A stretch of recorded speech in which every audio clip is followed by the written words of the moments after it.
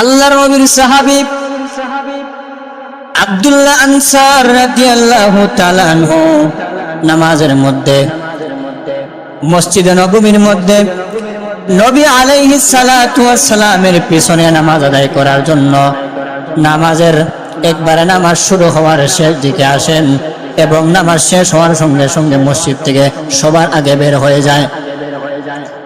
সাহাবায়ে কেরাম আল্লাহ রাসূলকে জিজ্ঞাসা করলেন, ইয়া রাসূলুল্লাহ, ইয়া হাবিবাল্লাহ, ওগো নবীজি, আপনার সাহাবী আব্দুল্লাহ আনসার নামাজ শুরু হওয়ার শেষে আসে এবং সবার আগে মসজিদ থেকে বের হয়ে যায়।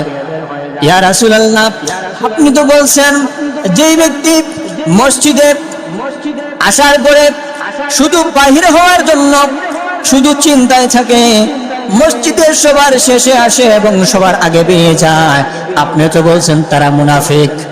তাহলে আপনার সাহাবী আব্দুল্লাহ আনসার কি মুনাফিক হয়ে গেল নাকি? আল্লাহ রাসূল বলেন, সাহাবীরা, কোন মানুষের বিষয় পরিপূর্ণভাবে না চাই না বুঝা খবর না নিয়ে তারে মুনাফিক বলা যাবে? চলো আমার সাহাবী আনসারের বাড়িতে যাব। নবী আসরের নামাজ আদায় করলেন। আল্লাহ রাসূল বলেন, আজকে আমি দেখবো